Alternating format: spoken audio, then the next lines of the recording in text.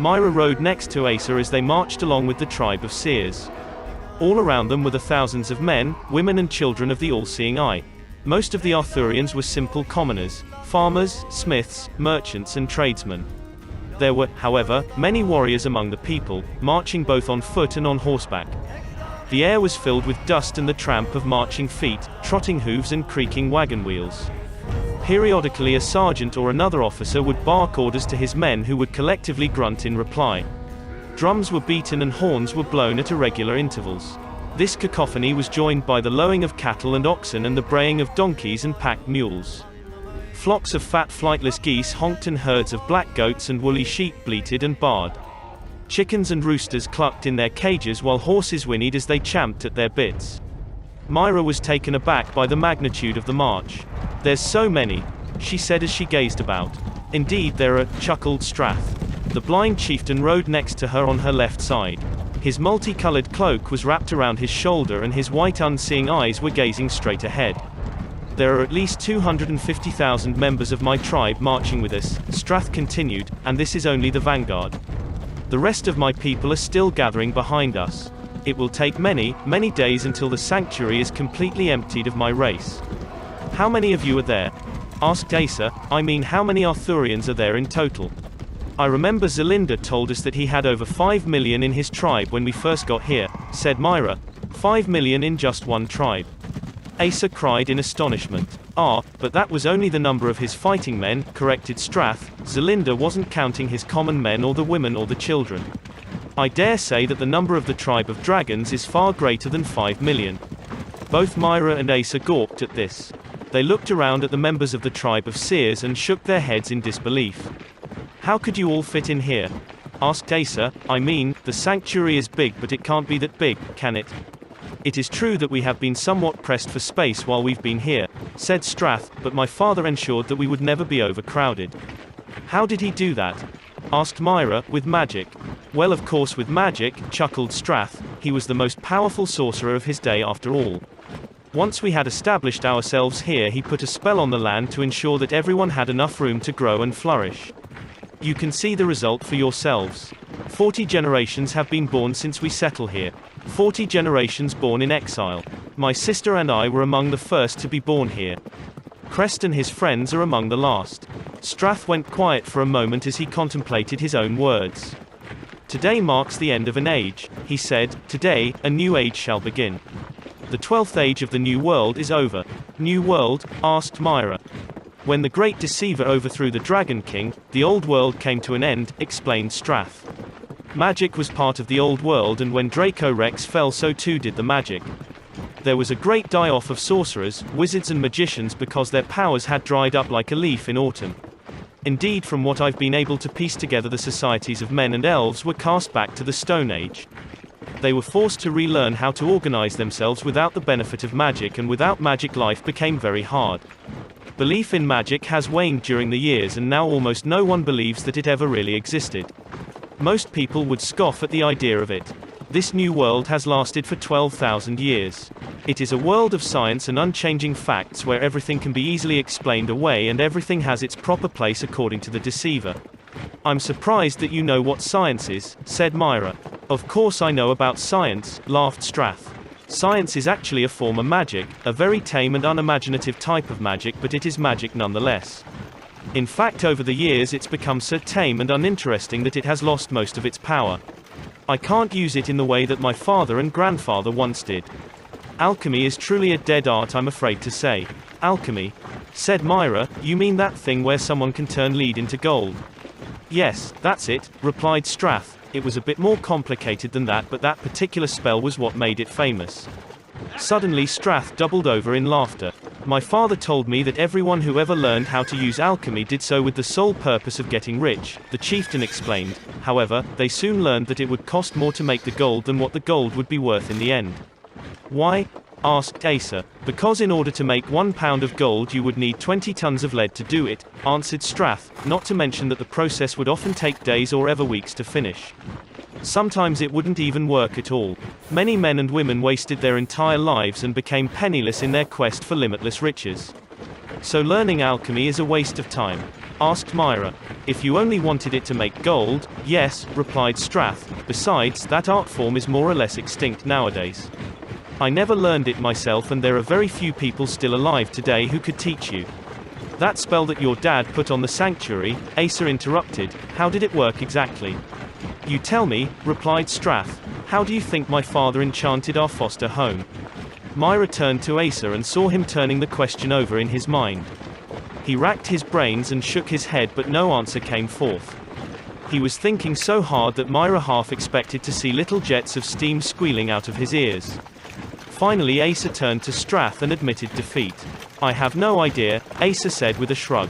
I would have been astonished if you had, chuckled Strath. Picture the whole sanctuary as a book. The outer mountains are the front and back covers, and the space in between the walls are the pages. There are very many pages in this book, for it is a very long and heavy volume, full of chapters and footnotes and appendices. Does that make any sense to you too? Strath looked directly at the two youngsters with his unseeing eyes and waited for their reply. Both Myra and Asa shuddered slightly at this. They had to remind themselves that even though Strath was blind, he could still see them in some way. No, not really, said Myra after a moment's pause. Pages, chapters, covers, you've lost me, added Asa. Oh dear, sighed Strath. If you can't understand that simple analogy, that I'm not sure if you are even capable of understanding the enchantment. Are you calling us stupid or something? Asked Asa, his brows narrowing as he looked at the seer.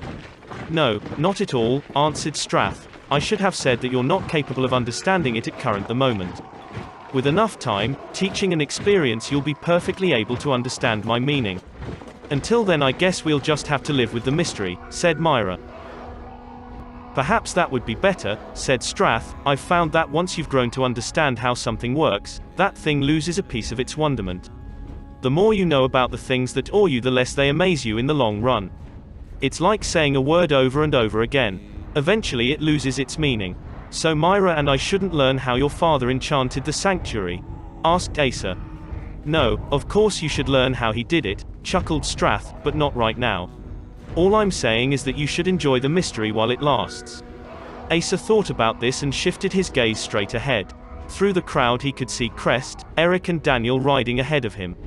They were about 20 yards away. Asa decided to join them.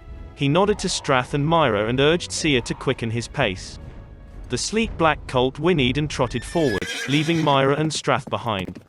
It appears I've frightened him off, Strath smiled. Oh well, not all Magi are eager to learn, especially when they're his age. Myra's pointed ears perked up at the unfamiliar word. What's a Magi? She asked. We are, answered Strath. Myra arched her eyebrow at the Arthurian in confusion. What do you mean? She asked. I am Arthurian, said Strath. You are an elf and Asa is human. We three are different, but we all have magic. Magi is the old tongue word to describe people who have and use magic. You mean magician? Asked Myra. Yes and no, Strath answered. The word can be used to describe a magician, but it can also be used for wizards and other sorcerers. To have magic is to be a Magi. I'm a Magi, said Myra. Myra, you are one of the most powerful Magi of your day, Strath answered. You and Asa have been told that you both have more power than any other magic user in the world. Right now there are very few people alive who could hold a candle to you. I am one of them. We are Magi. I'm a Magi, said Myra. Ashvak a de Mordia, Strath suddenly said. What? Said Myra, taken aback by the sudden use of the Arthurian's strange language. A Cree, de la Mor Magi, Strath said in a questioning tone. I don't understand what you're saying, she replied. I don't speak Arthurian. Strath seemed puzzled at this, but then shrugged his shoulders and chuckled to himself. Oh well, it was worth a try I guess, he said to himself. I haven't been able to pick up much of your language since I've been here, said Myra. I only know how to say tak and versagod. What did you say to me? Oh, nothing really, said Strath. I was just testing something is all. Testing something? Echoed Myra. What do you mean? As I said, nothing important, answered Strath. I think I've spouted enough exposition to you for right now. All right, keep your secrets, said Myra. I'll figure it out sooner or later. Ha ha, that's the spirit, laughed Strath. Asa, meanwhile, had trotted up alongside Daniel and Crest and had found the boys in the middle of an argument. But you said that you'd let me keep him, said Daniel, patting his pony's neck as he spoke. No, I did not, Crest growled. I said I'd let you borrow him while you and your friends stayed in the sanctuary. The moment we set foot out on the sands, I reclaimed the ownership of the nag. Do you expect me to cross that desert on foot? Cried Daniel. Don't be stupid, of course I don't, replied Crest. You'll ride across the dunes just like the rest of us. But you won't do it on the back of my prized palfrey. You've only been riding for a few days, Daniel. You're good at it, especially for a beginner, but you're not good enough to ride Lindhard across the desert. You might hurt him. I wouldn't hurt him, cried Daniel. I haven't hurt him while I've been riding him here. What makes you think that would change once we leave? Because the sands are treacherous and deceitful, answered Crest. I've been out there before, Daniel. 300 years ago I was riding along the top of a dune when suddenly the sand started shifting. My horse panicked, reared up, and the next thing I knew we were tumbling down an incline, heads over heels and hooves. The poor beast had broken his leg on the way down, and I had to put him out of his misery. 50 years later the same thing happened again, and I lost my first prized mare. I've since learned to avoid the unstable dunes and to watch out for the warning signs. You're completely ignorant of the ways of the desert, Daniel. You wouldn't mean to get Lindhard hurt, but it would still happen. I'm sorry, Daniel, but I'm not taking that chance. My horses are too precious to me. Well, if you're not going to lend me one of your horses, then how am I going to ride with you? Asked Daniel. You could always buy one from somebody, offered Crest. I'm sure you could find someone willing to sell you one of their spare horses. In that case, can't I buy Lindhard off of you? Ha, not in 10,000 years for 10,000 gold pieces, laughed Crest. Why not? Asked Daniel. Aside from Hulda here, said Crest, stroking the neck of his mare, Lindhard is the most valuable steed I own. I'm not trading him for anything in the world. I'm sorry, Daniel, truly I am, but you're going to have to find another steed somewhere else. Daniel fought to control his emotions that were welling up inside of him. He had grown to like Lindhard for the short time he had ridden him, and the thought of parting with the little chestnut pony filled him with resentment. Does that mean Myra and I will have to give our ponies back to you as well? Asked Asa. I mean, we're just as ignorant as Daniel when it comes to riding across the dunes. I don't think so, answered Crest. Both Bayaz and Sia were given to you as gifts. It wouldn't be proper to take back a gift once it has been given. Besides, you two will be riding with Her Highness if the rumors I've heard are true. Her entourage will make sure that you don't ride into any perils out there. At hearing this, Daniel became very angry. He gritted his teeth together and kicked Lindhard's flanks, spurring him to a gallop. Both boy and pony charged through the marching crowd, taking no heed of the shouting people and squawking animals that they nearly trampled in their wake. Within moments, Daniel burst out of the host and rode headlong towards the line of mountains that he could see in the distance. It's not fair, it's not fair, he kept thinking over and over as he pushed Lindhard on. The pony whinnied with excitement and galloped for all he was worth. Daniel felt the wind in his hair and the sun on his back. For perhaps the first time in his life, Daniel felt truly alive and free. He urged Lindhard on, reveling in each hoofbeat and in the sensation of flying over the grass. He knew that Crest would be angry at him for running off like that. Indeed, Daniel had more to worry about than just Crest. Several people shook their fists after him and cursed him for his recklessness. Fiffle, they called him, meaning fool in their language. Daniel didn't hear them, and if he had, he wouldn't have cared. He was too angry to care about anything else. He knew that sooner or later Crest would catch up to him and demand Lindhard's return. Daniel would hand over the beast, but not before enjoying one last galloping ride over the waving grasslands. Asa watched as he rode away. He had laughed in spite of himself as Daniel had barged through a flock of flightless geese. The fat grey birds were honking and squawking in terror, flapping their wings and waddling about on their flat webbed feet. The poor seer girl who had been guiding him along was trying to herd them back together, and at the same time was trying to make sure that she didn't lose track of any of them. She shook her stick at Daniel as he disappeared. Take care next time, infant, she shouted after him. He better not push Lindhard too hard, Crest noted as he stood high in his stirrups. What if he can't find anyone who wants to sell him a horse? Asa asked suddenly. Will you let him keep him until we cross the desert? Crest sat back in the saddle and turned to look at Asa. If he finds nobody willing to sell him one of their horses, I'll let him ride in the supply wagons, he replied. Who knows, it might be better to ride under cover than directly under the burning sun. Asa looked up at the sky. The thin clouds were gone now and showed no sign of returning. The heat was slowly rising and Asa could feel his head growing warmer under his black hair. He suddenly felt very thirsty. He reached for his leather bottle and took a long drink from it.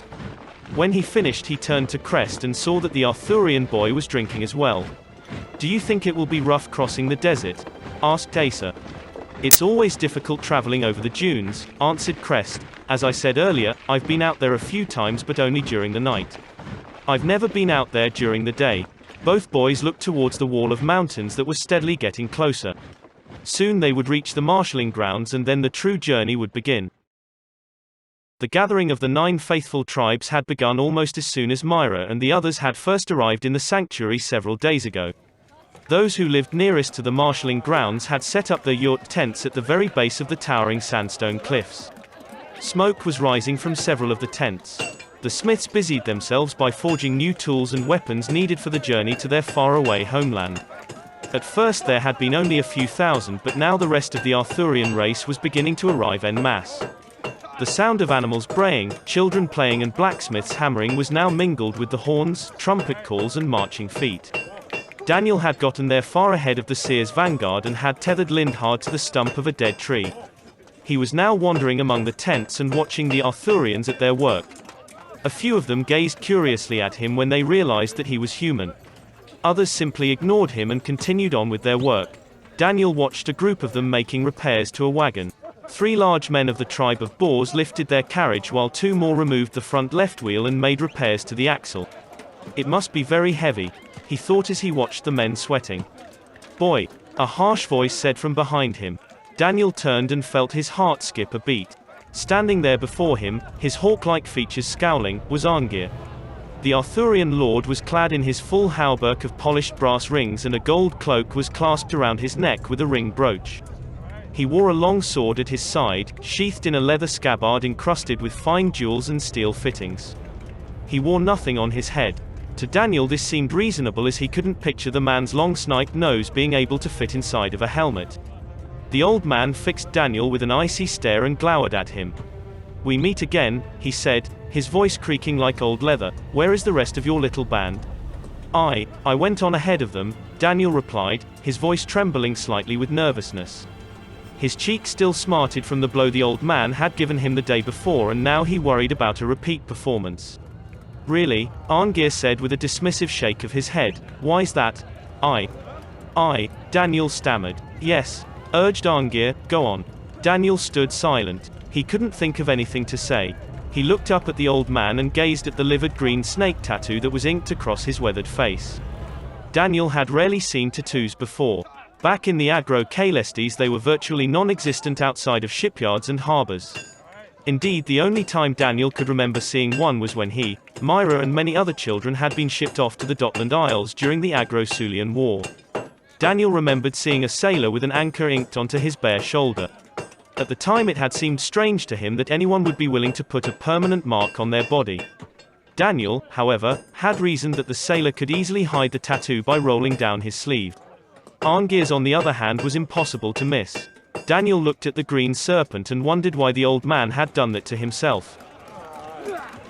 "Are you half-witted or simply stupid?" Arngir asked after the silence had gone on for some time. "I'm not stupid," Daniel blurted before he could stop himself. Arngir arched an eyebrow at him and smirked. I sense you've got some spirit in you," he remarked. "Perhaps that's how you beat my grandson in your fight." "How is Algar doing?" asked Daniel, genuinely concerned. "He's still alive, no thanks to you," Arngir replied. "It takes more than what you did to kill one of my family." Daniel was relieved. He let out a small sigh and looked up at Arngir. "I am really very sorry about what happened to him," he said. "Don't be," grunted Arngir. "Had things turned out differently it would have been you who was thrashed within an inch of his life. In fact it should have been you." At this Daniel noticed that Arngir's hand was resting on the pommel of his sword. He gulped nervously as the old man kept speaking. "The fact that you managed to best my great-grandson means one of 2 things," he said. "Either you are far more skilled at fighting than he is, which is rather unlikely, or Algar lost himself to his battle craze and got sloppy." "He did seem to be completely out of his mind to me," Daniel said. Arngir grunted. "I thought as much. Algar never did learn to keep his anger in check. It is a trait he gets from me, poor boy. The two stood in silence for a moment, gazing at each other. I don't blame you for what happened, Arngir said, grasping his hands behind his back. Algar brought it on himself. Did I really hurt him? Asked Daniel. It depends on your definition of hurt, replied Arngir. If my poor boy had been mortal like yourself, then he would most certainly be dead by now. He is, however, an Arthurian and a member of my family. My kin are made of sterner stuff than you and yours. Daniel nodded. You still haven't answered my question yet, said the old Arthurian. I rode ahead of them to find a replacement horse, said Daniel. Did you lose yours on the way here? Arngir smirked. No, I didn't lose him. He's tied up over by that dead tree, replied Daniel, thumbing over his shoulder as he spoke. Crest won't let me ride across the desert and suggested that I should find someone willing to sell me a new one. So you're wandering around looking for a new nag, huh? Said Arngir, crossing his arms over his chest. Well, you were in the wrong spot for that. This part of the camp is meant for wagon repairs and weapon forging. The animal pens are over there, past that big rock, the one taller than the tents. Do you see it? Arngir pointed and Daniel turned around to see a grey finger of stone poking up into the sky. It was twice the height of the yurts that surrounded it. Daniel turned back to Arngir and nodded. The stall should be set up on the far side of it, said the grey-haired man. Thanks for pointing that out to me, said Daniel. You're welcome, Dinleal vassal, the old man said with a slight bow. Daniel nodded and turned towards the rock. He didn't want to appear rude, but he walked away from Arngir as quickly as he dared. He didn't look back at the Arthurian. If he had, he would have noticed the wickedly smug smile on the old man's leathery face. The stone was further away than Daniel realized, and many yurts stood between it and himself. He soon found his way blocked by crowds of bustling people and flocks of bleating sheep and goats. He tried to squeeze through but found that the closer he got to the stone, the more people stood in his way. He couldn't understand it. Why were there so many people crowding around the rock? Suddenly he was out of the crowd and found himself standing in a group of very young Arthurians and their mothers. They were sitting in pairs in a circle around the rock. Set at the foot of the stone was a little booth where a puppet show was being performed. The little children were laughing and cheering at the show while their mothers held them close or bounced them on their knees. There was no sign of any horses to be seen. That old man tricked me, Daniel thought as the show came to an end. The toddlers cheered and clapped their hands as the puppets bowed and disappeared behind the curtain. Daniel scowled as he briefly considered going back and giving Arngir a piece of his mind. He, however, immediately dismissed the notion almost as soon as it entered his head. Arngir had already struck him before, and Daniel thought it was very likely that the old man would do it again if given an excuse. Did you not like the show? Said a voice. Daniel turned and saw old Aldred standing next to him. The Arthurian was leaning on his carved walking stick and looking at him with confused eyes. You look upset, noted Aldred. I just got here, said Daniel. Ah, you're disappointed that you missed it, said Aldred. I understand. I can still remember being young. I recall one time that I was supposed to meet my sister on a hill to watch the sunrise, but I was an hour late and missed. No, it wasn't that, Daniel interrupted. I was told that this is where the horses were kept. Why are you looking for the horse pens? Asked Aldred. Daniel relayed his story about Crest and Lindhard, and he told Aldred that Arngir had directed him towards the stone. When he was finished, a look of annoyance flicked in Aldred's eyes. That wretched little CA, he growled, but stopped himself short of uttering the curse. There were dozens and dozens of youngsters within earshot after all. I am sorry that Arngir tricked you, he said. This stone is where the smallest of our youngsters are gathering. Arngir has sent you to the nursery. He's calling you an infant. At hearing this, Daniel felt something hot inside of his chest. It took him a moment to realize that it was genuine anger. The old man hadn't just tricked him, he had insulted him as well. His emotions flickered across his face, but he kept him under control. Aldred shook his head and put his large calloused hand on Daniel's shoulder. Forget about young Arngir, said Aldred with a friendly smile. His pettiness isn't worth a troll's toenail. Now come along with me. I'll make sure that you get a horse, a helm and proper hauberk.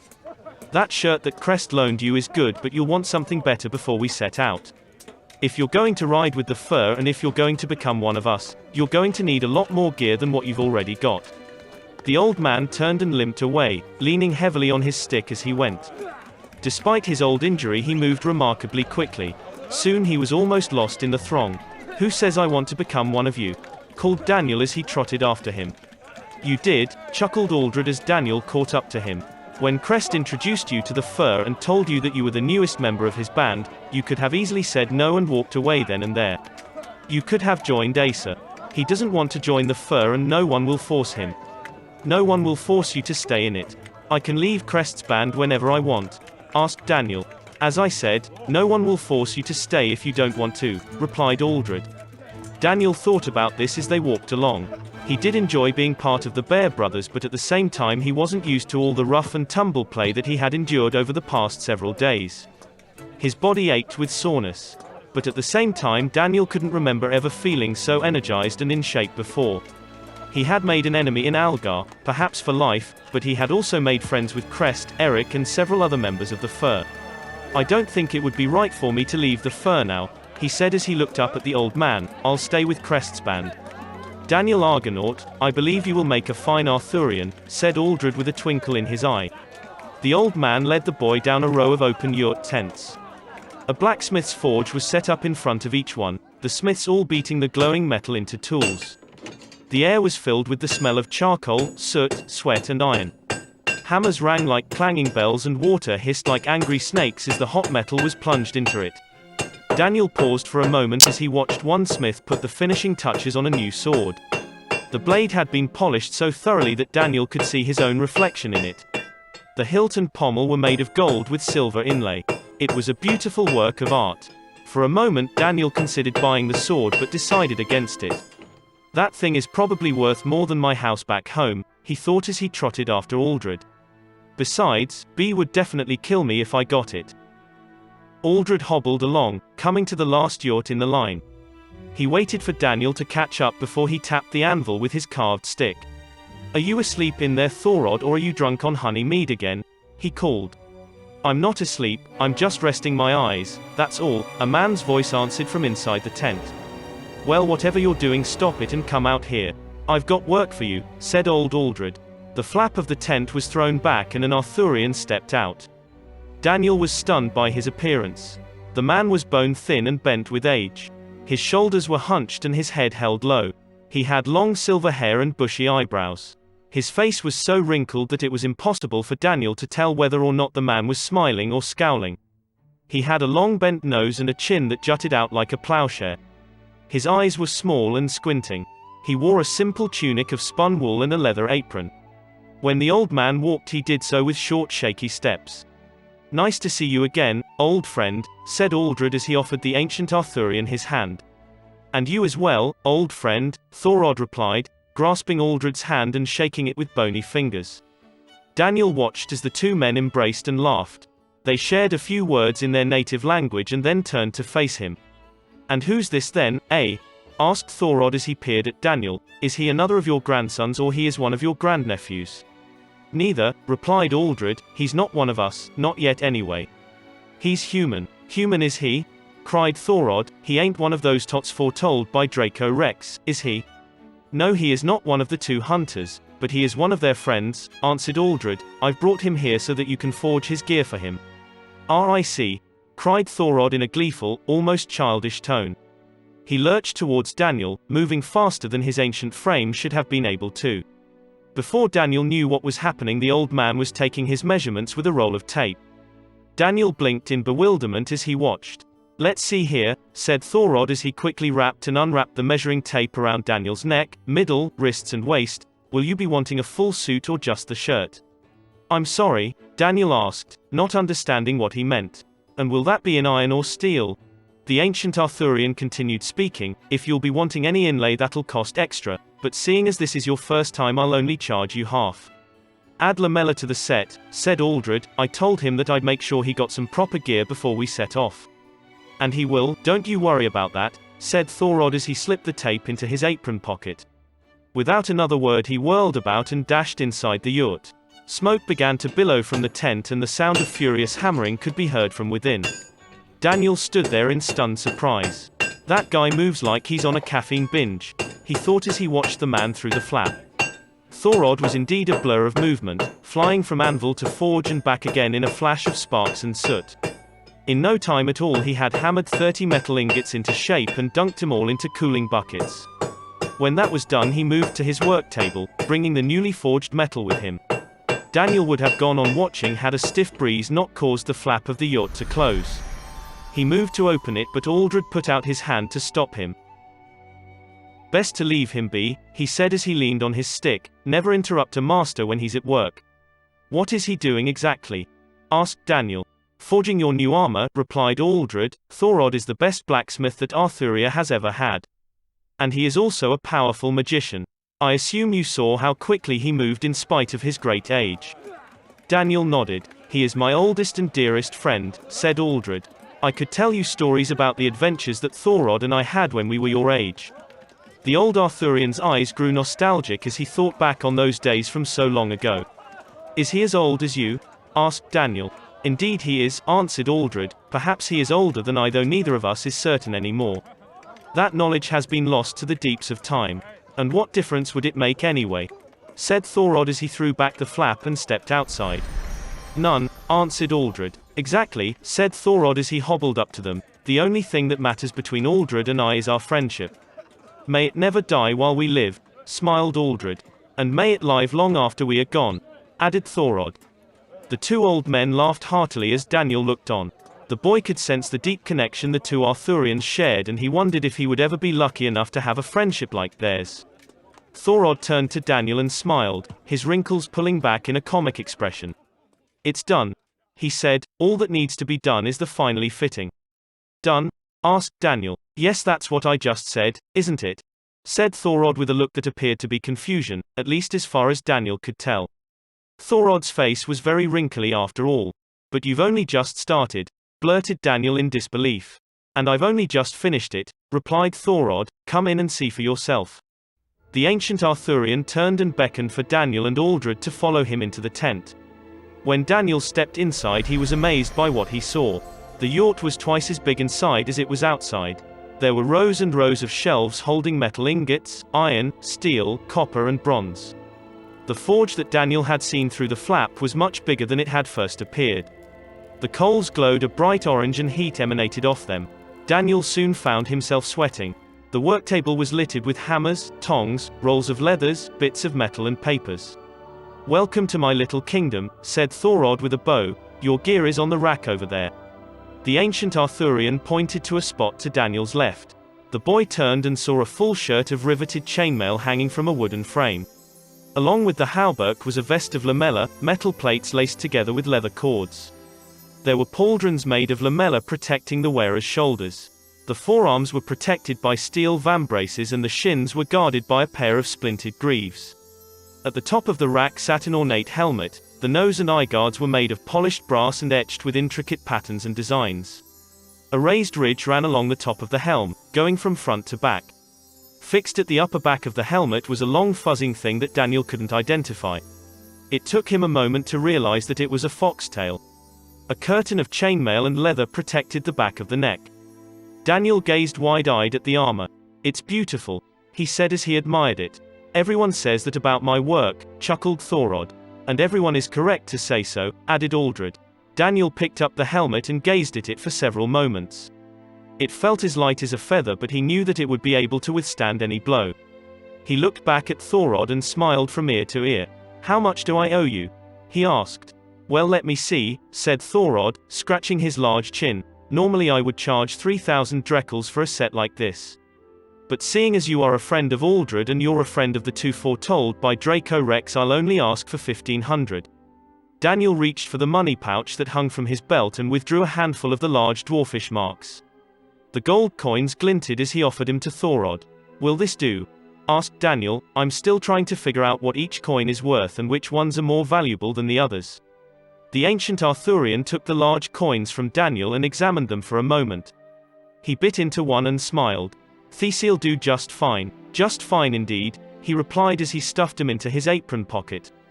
Daniel smiled as he turned back to the armor. It looked so wonderful and it was his. He put the helmet on his head and chuckled to himself, imagining what his classmates would think if they could see him. "And now for your horse," said Aldred as he put a hand on his shoulder. Before Daniel knew what was happening, he had been whisked outside and found himself standing in front on Thorod's yacht. He felt strangely heavy and it took him a moment to realize why that was. He was fully clad in his hauberk and lamella. Wait, how did that happen? Daniel thought as he gazed down at himself. He couldn't understand it. One moment he had been wearing his old clothes and the next he was wearing his armor. As the sudden bewilderment passed, Daniel felt a strange tingling feeling dancing over his skin. He didn't know it, but he was feeling the fading after effects of Thorod's magic. "This way," said Aldred as he hobbled around the tent. Daniel trotted after him, and when he came around the corner he saw Aldred standing next one of the largest horses he had ever seen in his life. The beast had to be at least 19 hands high at the shoulder and had to weigh a ton or more. Its color was dark bay. It had giant hairy white hooves and a long braided black mane. The horse had a pink nose, a white blaze down its face and large knowing eyes. It turned its head to look at Daniel as he walked up to it. "This is my gift to you," said Aldred, patting the horse's flank. "A gift?" asked Daniel. "Why are you gifting him to me?" "If you don't think I have enough—" "No, it is not a question of money," Aldred interrupted with a wave of his hand. "You see, Daniel, I have 2 reasons for giving this horse to you. The first is because I like you and promised to help you get a new horse. The second is because this beast used to belong to young Arngir." Daniel's ears perked up at hearing this. He leaned in closer to Aldred as the old man continued speaking. "Arngir loaned me this horse a few years ago," continued Aldred. "In return I lent him one of my broodmares. Our understanding was that when Arngir was finished with her he would return her to me and I would return this brute to him. However, Arngir never returned my mare and kept her for his own. He said that she was too good for an old fool like me.